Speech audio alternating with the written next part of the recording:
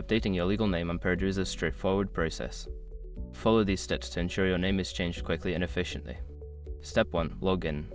Access your Perdoo account by entering your username and password. Make sure you are using the correct credentials to avoid any login issues. Step 2. Navigate to profile settings.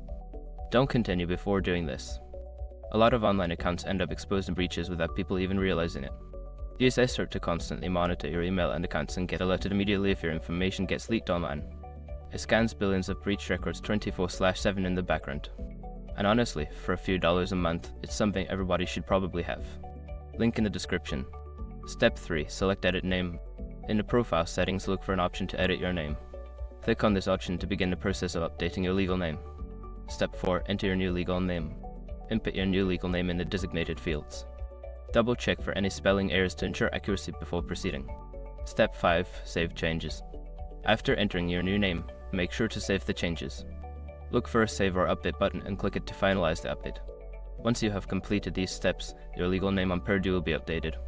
If you encounter any issues, consider reaching out to Perdoo support for assistance.